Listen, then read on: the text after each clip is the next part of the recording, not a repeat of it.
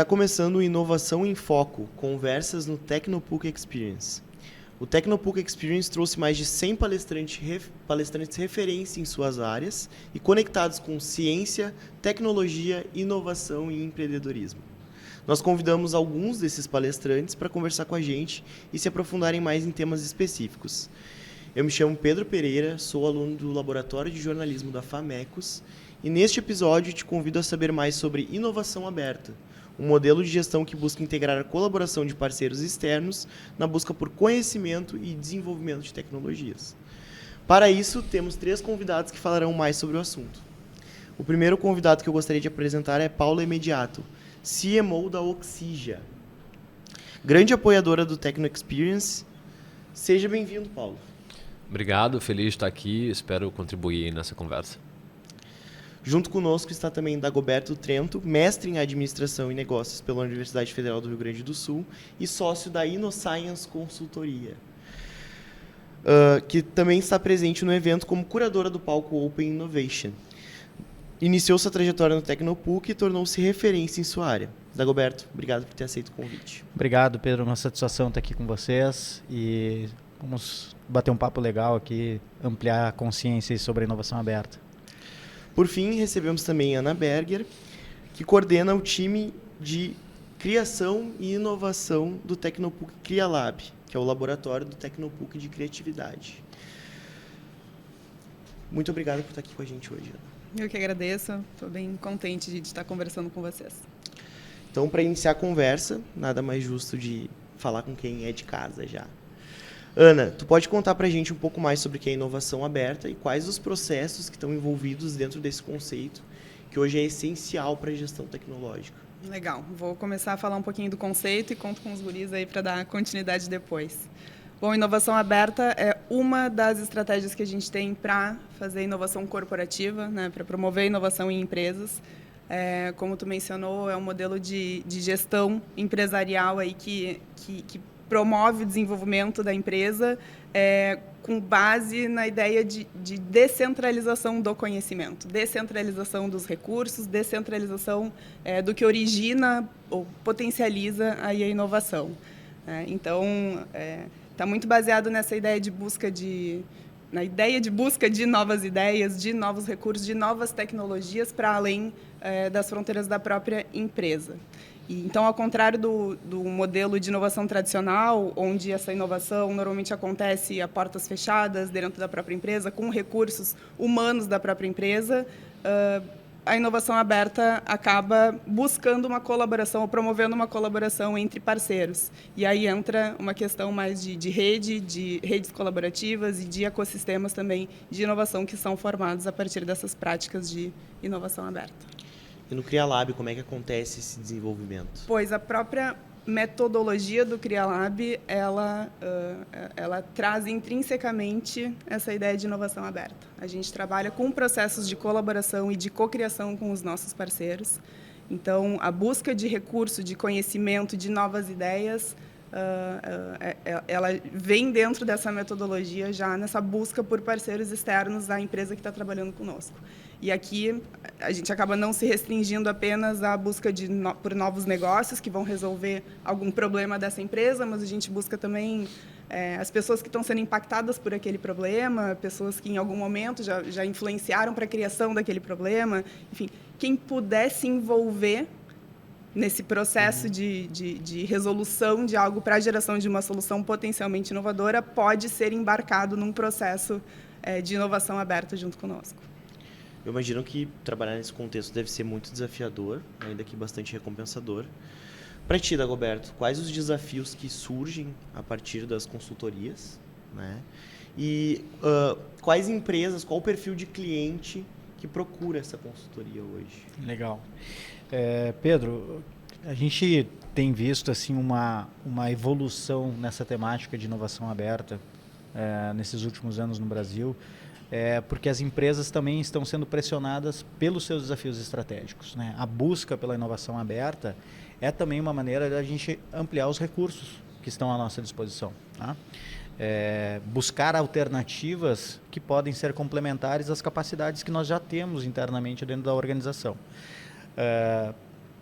isso traz o desafio de também preparar a empresa, preparar a organização para conseguir fazer esse processo, né? Nós não estamos... Quando a gente busca esse desenvolvimento da inovação aberta, seja com startups, seja com a universidade, seja até mesmo com outra corporate, outra grande empresa que muitas vezes se aproxima para fazer esse processo de parceria, não se trata de uma relação cliente-fornecedor simplesmente, né? É um processo de ganha-ganha e de evolução e de desenvolvimento para ambos os lados, né? A startup sai, no caso da startup, falando de inovação aberta com startups, ela sai com ativos importantes de um processo de um relacionamento com grandes empresas. Na nossa consultoria, a gente tem atuado muito forte com grandes empresas, dentro e fora do Brasil também, nos diversos setores, né? E algumas coisas são muito similares. Independente do setor, a questão cultural para a inovação aberta ainda é um desafio, né, que precisa ser trabalhado. Muitas vezes até mesmo o desafio de isso a gente consegue fazer internamente, né? Essa situação que surge muitas vezes quando a gente tem esse processo de inovação aberta e a inovação mais interna tenta puxar para dentro de casa. Então, dentro desse contexto das grandes organizações que a gente está inserido, a gente tem visto que todas as indústrias, todos os setores da indústria têm se movimentado para buscar essa alternativa da inovação aberta. Muito legal. Para ti, Paulo, como é que a Oxygia surgiu nesse contexto e quais os objetivos que vocês buscam cumprir? Legal. Bom, vamos lá. A Oxygia é uma organização singular no mundo, é um modelo que não existe. A gente aprendeu com várias práticas que existem no mundo, fez benchmark com dezenas e dezenas de práticas de inovação voltada mais para investimento e o processo de venture building, que é a construção de startups em territórios que a gente identifica que existe uma oportunidade que a gente não consegue encontrar um novo negócio já estruturado para poder fazer o investimento. A gente nasce também de um contexto complexo, que é de uma grande corporação da indústria petroquímica global, obviamente como todas as outras grandes corporações, com desafios gigantescos no que diz respeito à sustentabilidade e transformação digital na indústria. Então, a partir disso, nasce um planejamento de estratégia de longo prazo, estratégico de longo prazo para essa corporação. E dessa estratégia de longo prazo vem uma tese de investimentos. O que é essa tese de investimentos? Ela é o enquadramento do território em que a gente quer atuar através da Oxygia, tá? Dentro da corporação existe uma prática de inovação, I+P+D, etc. E, inclusive a prática de inovação aberta voltada mais para o H1, para o Horizonte 1, que é aquilo que está mais próximo do core business da companhia. Já bastante amadurecido, com anos de prática desenvolvida e vários programas e mecanismos para que isso aconteça. Mas a gente entendeu que existia uma limitação e que existiam outros modelos que seriam mais ágeis e mais flexíveis por uma construção de valor compartilhado entre a corporação e as startups ou as entidades externas de uma forma um pouco mais assertiva, né? Com risco compartilhado e com ganho compartilhado também. E aí a gente está falando do modelo de Corporate Venture Capital e o modelo de Venture Building. Partindo disso, a gente também aprendeu que estruturar esse veículo, né, essa organização fora do limite da corporação nos daria um pouco mais de agilidade, flexibilidade e proximidade com o ecossistema de startups, o ecossistema de inovação. E isso nos ajudou bastante. Então é criada a Oxygia. A Oxygia tem um time independente, full stack, como eu gosto de dizer. Então a gente tem lideranças de todas as frentes necessárias para colocar essas startups de pé, e a gente tem basicamente 3 programas. Eu sei que eu estou me estendendo bastante aqui, mas é porque essa explicação é um pouquinho mais complexa. A gente tem um programa de Venture Building, que é similar a um programa de incubação, em que você pega ideias ainda no estágio de validação, mas que não estão constituídas como negócio, e você vai criar um negócio a partir deles. A gente tem uma outra esteira que a gente aprende com um modelo tradicional de aceleração, mas transforma isso numa jornada de investimentos, que é, eu vou ter um programa voltado a startups early stage, em fase seed, já com produto validado, já com alguma receita recorrente, só que com uma componente de investimento. Ou seja, eu não trago um desafio da corporação, chamo essas startups e peço para que elas resolvam um desafio vinculado ao meu negócio para que a gente faça uma POC depois. Na verdade, eu faço o enquadramento dentro daquela tese de investimento, quais são as startups que atuam naquele território, avalio o potencial de crescimento dessas startups e faço um programa de capacitação focado em fundraising, focado na captação de investimento para esses founders, com o potencial de investimento de até 2 milhões de reais, no fim dessa jornada. Tá? Então, isso chama Jornada de Investimentos, é um programa que a gente está desenvolvendo, inclusive, em parceria com a InnoScience. E o terceiro mecanismo é o Corporate Venture Capital, de fato, que é a nossa prática de investimento de risco com foco global. Então, a gente investe no mundo inteiro dentro dessa tese, né, de sustentabilidade e transformação digital na indústria. Então, estamos procurando aí as startups para fazer um deploy de capital. Para esses 3 programas, a gente tem $150 milhões dedicado para fazer esse desenvolvimento de tecnologia. E qual o perfil de startup que vocês buscam? Se tiver um founder ouvindo aí e quiser saber como conversar com o Oxygen. Tá, a gente está falando de problemas complexos voltados para a descarbonização, e aí muito mais a descarbonização química, o processo químico de descarbonização, do que a compensação de carbono. Economia circular, toda a parte de reciclagem, também o processo químico dessa história. E novos materiais, biopolímeros, potenciais materiais que sejam complementares ao plástico, à indústria plástica como um todo. E numa outra vertente, a gente está falando de IoT, Smart Factory, Computer Vision e soluções em logística 4.0, transição e eficiência energética na atividade industrial.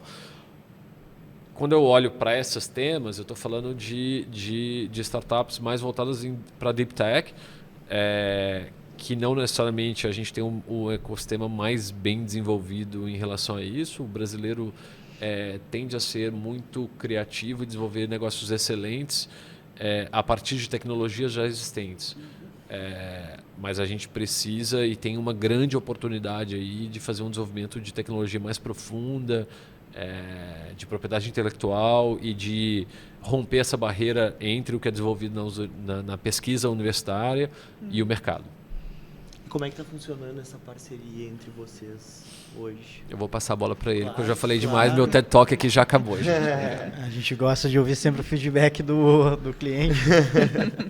Mas, bom, eu vejo assim, Pedro, essa questão que o Paulo traz, que é bem relevante, né? A inovação aberta, ela te traz várias possibilidades, tá? Várias vertentes de atuação. A gente costuma dizer que a inovação aberta ela é para todos, mas não é para tudo. E eu vejo que esse é um ponto importante. O Paulo traz um exemplo muito claro de um direcionamento estratégico bem específico do que se quer com a inovação aberta nesse momento que eles estão agora. A Braskem vem de uma jornada de inovação aberta bastante madura, muito próxima ao core, e dá um passo estratégico agora buscando novas possibilidades para novos negócios que possam complementar esse core business, né? Inclusive tem cases já fantásticos internos de startups internas criadas que já estão inclusive participando de fase de investimento. Então eu vejo que esse é um ponto fundamental, né? Um ponto importantíssimo, né? As organizações elas precisam partir da sua estratégia corporativa, da sua estratégia de negócios e olhar a inovação aberta não como uma necessidade que eu tenho que fazer porque o mercado está se mobilizando, se movimentando, ou o meu concorrente faz também. A organização precisa olhar para a inovação aberta como uma oportunidade para ela atingir os seus objetivos estratégicos e as suas necessidades de desenvolvimento de negócios dentro daquilo que ela busca. Vai ter empresa que daqui a pouco não vai estar com essa necessidade que a Braskem tem hoje, de buscar o novo negócio. Mas pegando um gancho que o Paulo traz também da questão do Deep Tech, né? Eu vejo que essa é uma questão importantíssima. Nós temos grandes empresas hoje que investem milhões em pesquisa e desenvolvimento, que muitas vezes têm dificuldade de fazer essa pesquisa sair do papel.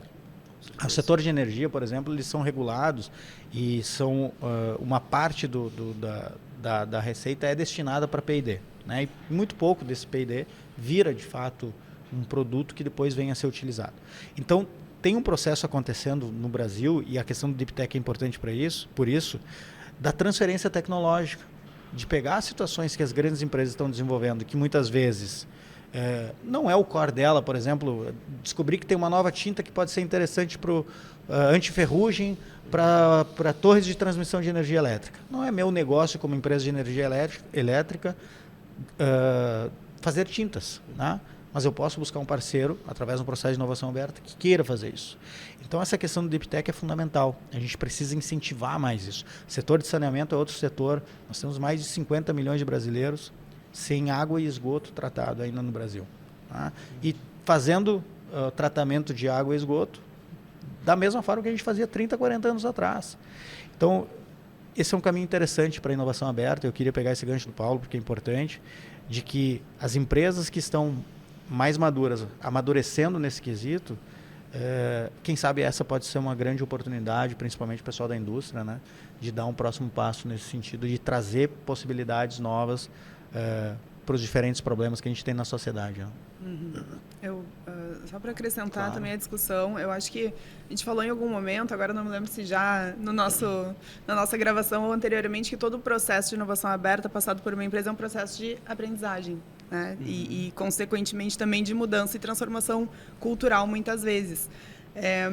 Eu tenho percebido, e eu queria saber da perspectiva de vocês como consultores também, o quanto as corporações, as empresas, elas estão prontas para definir essas teses de inovação também. Porque tem um trabalho anterior, às vezes, a esse processo, que é justamente de entender e criar a sua tese de inovação.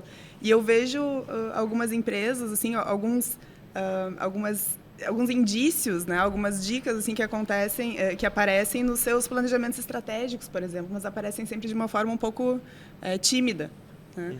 E aí, muitas vezes, ao procurarem algum parceiro para estabelecer um programa, enfim, um processo de inovação aberta, tem esse passo atrás a ser dado para ajudá-las, enfim, a se entenderem enquanto buscadores aí de novidades. Essa pergunta é muito boa e talvez o Dagoberto tenha uma experiência mais ampla com diversos clientes. Eu vim de consultoria de inovação também antes de integrar o time da Oxygen, né? Uhum. E na Oxygen a gente fez muitos benchmarks e aí a gente faz questão também de receber muitos benchmarks porque todo mundo nos ajudou, então a gente faz questão de contribuir também, partindo da premissa de que a gente não tem certeza de que aquilo que a gente está fazendo é o jeito certo de fazer. A gente está experimentando um formato para além dos playbooks já estabelecidos e criando uma solução de acordo com o desafio que a gente tem. Significa que a gente vai dar muita cabeçada e que a gente vai aprender e que a gente vai iterar várias vezes na linguagem do design mesmo. Né? Vamos lá. A primeira pergunta, quando alguém chega dentro da Oxygen e fala, a gente está pensando, como é que vocês fazem Corporate Venture Capital? Como é que vocês fazem Venture Building? Minha pergunta é, qual é a sua estratégia e qual é a estratégia de inovação da companhia? Normalmente essa pergunta vem com algum tipo de resposta talvez ambígua ou não tão clara. Tímida, né? Que nem a Ana Talvez. E aí eu falo, olha, então eu acho que se isso não estiver muito claro e se a estrutura de governança da corporação não estiver muito clara, vai ser muito mais difícil. Por quê? Essa prática, a prática de inovação aberta, é uma prática contraintuitiva para a organização. Ela foi condicionada, treinada e construída para performance, para fazer mais com menos, para fazer dentro de casa, para competir. Então, quebrar essas barreiras é muito difícil. E se você não tem a estratégia clara, a estratégia de inovação clara, a governança bem alinhada e tenta estruturar mecanismos mais maduros para fazer essas interações externas, vai dar ruim. Assim, vai funcionar? Pode funcionar, mas vai ser mais difícil. Então a gente olhou para todos esses pontos antes para tentar mitigar. Como é que a gente olhou para isso? A gente viu todos os fatores chave de sucesso e de fracasso das principais práticas do mundo. E a gente viu, olha, se a gente criar uma entidade apartada talvez é mais fácil, se eu tiver um time dedicado é mais fácil, se esse time vier de mercado e não da corporação, dá um outro ritmo, etc, etc. Como é que a gente mitiga todas essas coisas? Quer dizer que fica mais fácil? Não sei, porque também você está construindo uma história do zero. Mas, sem dúvidas, eu acho que tem um desafio grande aí de ter essa clareza e essa definição estratégica. Acho que isso é um grandíssimo desafio. E uma segunda questão que é trabalhar um pouco mais um modelo mental de abundância da organização, que Perfeito. Não é sobre você e gerar só valor para você. Boa parte da primeira geração de inovação aberta entre grandes corporações e startups no Brasil, elas foram boas para as corporações e horrível para as startups. Exatamente, o ecossistema. Traumatizou, matou um monte de startup por aí. Muito por essa cultura, né, Exato. Paulo, de cliente-fornecedor. Exato. Né, e esse desenvolvimento que tu traz que é importante de olhar para o contexto de uma maneira estratégica, né? Assim, eu tenho vários colegas founders que eles falam, cara, para a gente era muito difícil relacionar com uma corporação, a gente precisava ter esse cliente, mas a gente a dinâmica não estava muito bem estabelecida, então é uma barreira um pouco difícil, mas o Dagoberto que tem uma vivência talvez com um leque maior de corporações pode contribuir mais. Até tem, te ouvindo aqui, né, Paulo, vem dois cases interessantes assim que aconteceram nesses últimos 12 meses aí com clientes, que é interessante, né? Essa questão da estratégia e da governança que é fundamental, esse alinhamento, né? E o quanto, mesmo tendo uma estratégia, é importante que a gente governe ela de maneira adequada para a gente não distanciar, muitas vezes, uma estratégia de inovação da estratégia corporativa de negócio. Teve um cliente que a gente foi fazer um trabalho e fomos entrevistar o CEO, era uma atualização da estratégia de inovação. E a gente foi entrevistar o CEO para pegar as perspectivas dele em relação à temática. E ele trouxe um ponto interessante. Olha, o meu problema com a inovação hoje é que eu estou tentando fazer com que o nosso core business vire. E os caras estão pensando no drone. Claro que o drone ali era um contexto de tipo... Não é o momento do drone, de repente. Não é o momento da gente buscar novas alternativas de futuro. Nesse momento, a inovação, de repente, tem que estar mais próxima do meu core business para me ajudar a entregar o meu negócio. E aí, depois, ali na frente, a gente volta, reflete e olha para o futuro com outras alternativas. Então, esse é um ponto interessante. Isso mostrou, e é uma empresa que tem uma jornada de inovação bem estruturada há bastante tempo, mas que naquele momento... eu tinha uma estrutura semelhante ao que se já tem, naquele momento se distanciou demais da empresa mãe, de repente, né? E o outro caso que envolve a questão do CVC e que a gente vivenciou um boom aí durante o processo de pandemia, também entrevistando um diretor que ele disse, olha, eu tô com um pepino aqui, a gente precisa dar um jeito de resolver, né? A gestão anterior aprovou aqui um fundo de investimento de 50 milhões de dólares, só que até o momento já se passaram 2 anos, a gente utilizou 9 milhões de reais e o conselho está pressionando. O dinheiro está disponível, o que a gente vai fazer com esse dinheiro? Então, ponto que o Paulo trouxe também, né? A Ana também falou sobre isso, a questão de ter uma tese muito bem estruturada de por que aquele veículo de inovação é necessário para a empresa, né? Então, eu acho que são pontos importantes, 2 questões bem práticas daquilo que a gente vivencia no contexto da grande empresa, né? As empresas são grandes, né? Então, muitas vezes, o cuidado também que a gente precisa ter, né, nesse sentido é de que a inovação não vire uma agenda de um executivo ou de uma gestão, mas que ela seja uma capability da organização, uma competência da empresa, né? A empresa está fazendo aquilo porque ela precisa fazer para o bem dela, para o desenvolvimento do negócio dela, né? Acho que são pontos importantes assim, que a gente vai vivenciando no dia a dia juntos aos nossos clientes. Né? Esse é o podcast Inovação em Foco, Conversas no Tecnopuc Experience. A temática que estamos abordando é inovação aberta. Estamos com Paulo Imediato, Dagoberto Trento e Ana Berger. Voltando para ti, Ana, a gente estava falando sobre cases, né? Tu tá no CriaLab desde 2012.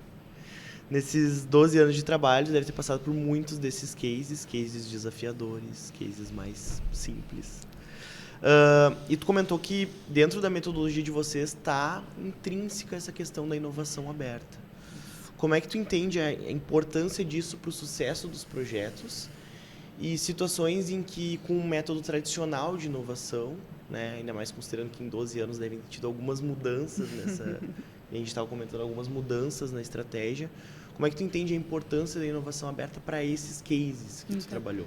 Eu acho que eu vou dar luz a um aspecto específico, que é a intencionalidade das relações, das interações que são promovidas nesse processo de inovação aberta, da empresa, da corporação, seja com qual ator que vai ser envolvido. Os interesses e as expectativas de saída desse processo, eles são muito distintos dos diversos atores. Então, claro, talvez nessa relação corporação-startup, isso na nossa cabeça já esteja um pouquinho mais bem desenhado ou mais bem definido, né? Mas se a gente for ver uma corporação com um pesquisador de bancada, por exemplo, né, eventualmente o interesse dele não é o lucro em cima da solução que vai ser gerada, ele ainda está com a cabeça num paper, né? Ele está com a cabeça em outros lugares. Então, existem mudanças culturais para além da mudança cultural da corporação que também precisam acontecer para que toda essa malha aconteça de forma fluida, né? E eu acho que a gente está, pelo menos aqui no contexto onde a gente está desenvolvendo o nosso trabalho no Tecnopuc, a gente percebe esse ganho de maturidade assim, em todos os aspectos, em todos os atores que são envolvidos em processo de inovação aberta, mas é um começo de caminhada, né? Especialmente nessa relação, seja com a sociedade civil, na participação de um processo como esse, seja com um pesquisador, como eu comentei, ou mesmo com empresas com culturas absolutamente diferentes e que não têm hoje uma atuação ou mesmo um conhecimento sobre inovação e que podem ser envolvidas nisso. Então, acho que essa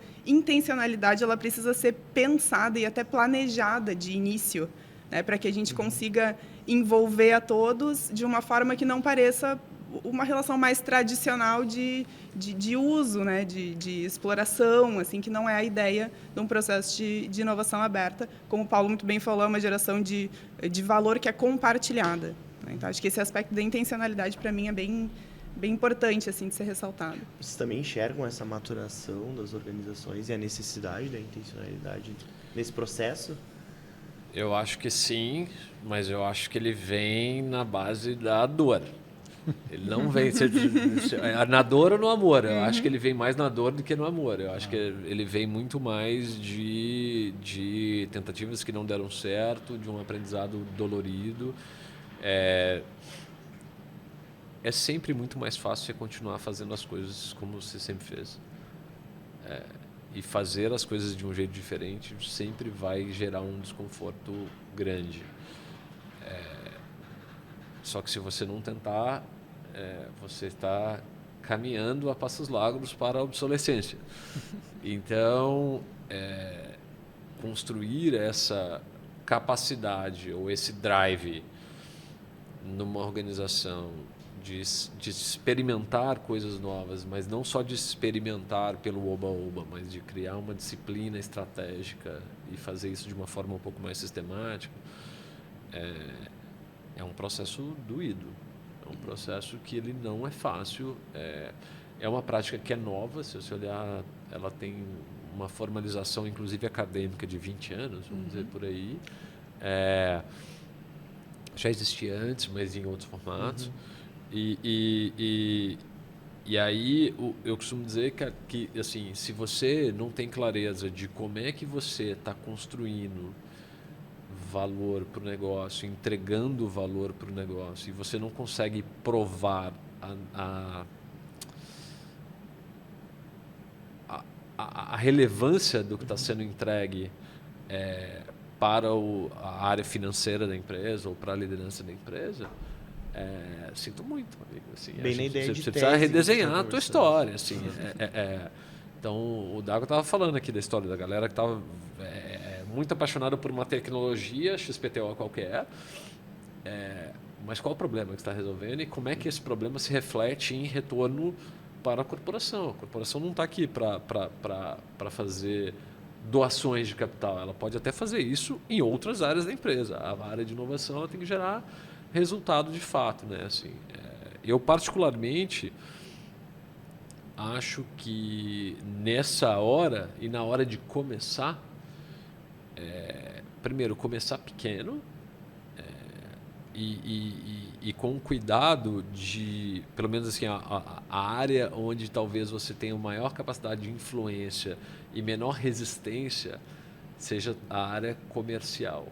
Porque se você consegue promover algum processo de inovação que melhora a performance comercial, é muito difícil que a alta liderança olhe para uma ação que está trazendo mais clientes, que põe dinheiro na companhia. Exato. E fala assim, para isso aí. Não vou apoiar. Ninguém é contra a entrada de cliente. Cliente é a fonte de dinheiro mais importante dentro de uma corporação. Então olha para isso. Assim, esquece a tecnologia super complexa. Ou então olha para uma dor muito grande. Qual que é a área mais odiada da empresa? Entendeu? Assim, sei lá, vou chutar. Gente, eu amo todas as áreas. Tá? É o jurídico, é o suprimento, é não sei o quê. Cara, olha para a maior dor dentro da empresa, pega aquilo, faz um enquadramento bem cirúrgico e trabalha em torno daquilo de uma forma assertiva. E aí você vai conquistando credibilidade na sua prática de inovação a ponto de converter outros embaixadores que vão te ajudar a botar esse negócio para rodar. Sabe? Acho que esse é um caminho que pode ser interessante. Não estou aqui para dar receita de bolo. Mas eu acho que são alternativas. Mas Dago pode complementar, talvez. Não, Paulo, eu acho que tu traz um ponto fantástico. E eu vejo que esse é o grande salto de maturidade que a gente vem dando. A questão do resultado. Inclusive, o pessoal que está em casa, o Paulo escreveu um artigo muito bacana sobre essa questão de inovação com resultado para o MIT. Vale a pena dar uma lida. E a gente está amadurecendo para esse lado, né? Porque por muito tempo as áreas de inovação, as estruturas de inovação dentro da empresa, quem sabe por alguma questão muito específica, ou até mesmo essa falta de letramento, de conhecimento, fez com que se isolassem demais e se criou aquela máxima de que o puff colorido, o post-it na parede era suficiente para inovar. E agora a gente está indo para a última linha do balanço. A gente tem visto as áreas de inovação, as estruturas de inovação serem pressionadas para o resultado. E a questão da inovação aberta, trazendo aqui para o nosso tema, o que a gente busca sempre trabalhar é o seguinte, é que esse processo de inovação dentro da organização, inclusive o processo de inovação aberta, a gente precisa trabalhar ele de uma maneira sistematizada, né? A gente até utiliza na nossa metodologia a questão dos sistemas de inovação, que é um conjunto coerente de processos, de políticas, de práticas, que vão dar o resultado na organização numa jornada de longo prazo.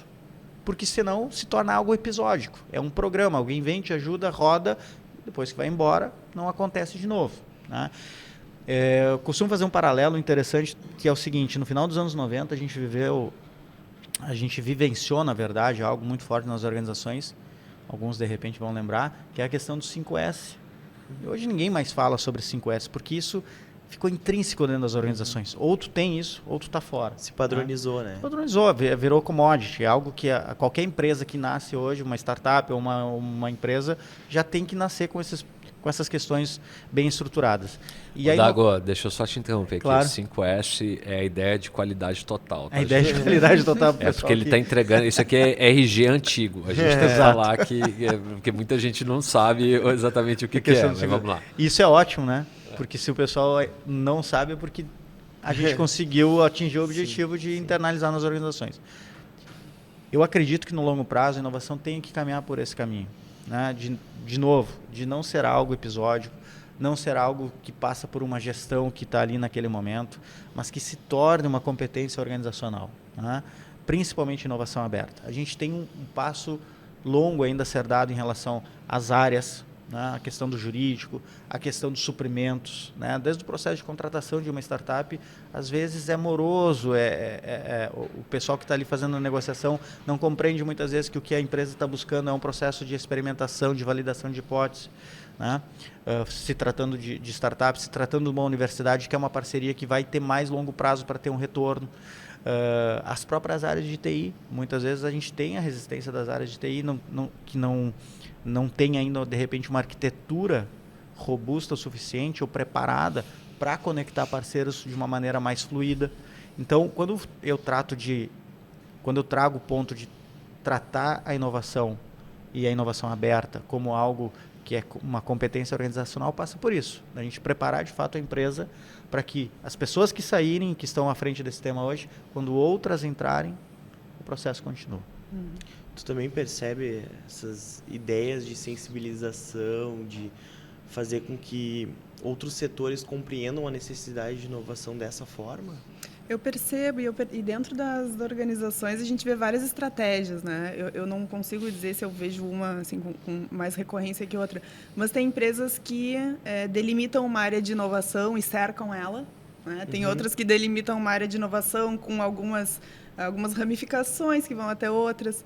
Tem outras que pensam uma área de inovação completamente transversal a todas aquelas que já existem na empresa. Tem outras que criam uma área de inovação externa à empresa, né, para não ter uma interferência, inclusive cultural e às vezes de gestão. Né? Então, acho que estão sendo feitos vários experimentos assim que colocam as empresas, aí, de acordo com o seu contexto, de acordo com sua organização, de acordo com a sua cultura, mais propensas, né, ou mais preparadas para participarem de um processo de inovação aberta. Só tem um livro que chama Inovação, Prioridade Número 1. O nome é bem cafona, mas o livro é ótimo. Todos os livros de inovação têm um nome cafona, gente. Isso é uma coisa importante. Em português fica, às vezes. E aí esse livro, ele olha um pouco de todos os modelos. Esse modelo de célula interna, célula externa, área transversal, ponto focal, BPs, inovação e etc.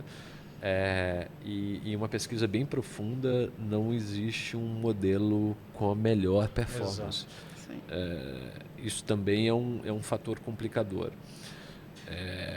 Então, acho que é importante você entender a natureza da sua organização. Por exemplo, o Japão é um lugar que é um país que tem um foco gigante em qualidade, onde eles identificaram alguma dificuldade em desenvolver a ambidestria organizacional, ou seja, a capacidade de inovar e fazer muito bem o que precisa ser feito.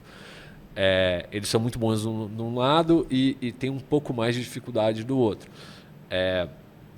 Por isso, é o lugar com a maior densidade de práticas de Corporate Venture Capital, que eu sou muito bom na qualidade e eu crio uma mecânica de investimento para ser complementar. Então, eu não tenho práticas de inovação aberta, eu tenho menos práticas de inovação aberta e mais foco no Horizonte 3, que é que está um pouco mais distante.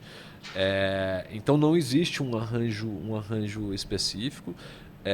O que eu gosto de dizer e o que a gente tem feito agora também junto com a Ino lá a gente pegou um pouco de todos os playbooks e falou, beleza, agora a gente vai derrubar os playbooks e fazer tudo de novo. Vamos aprender com eles, mas não vamos repetir. Para desenvolver uma prática própria. Eu acho que muita organização às vezes acaba comprando um modelo meio pronto, sem saber exatamente o que ela quer com esse modelo. E isso é uma receita maior para o fracasso.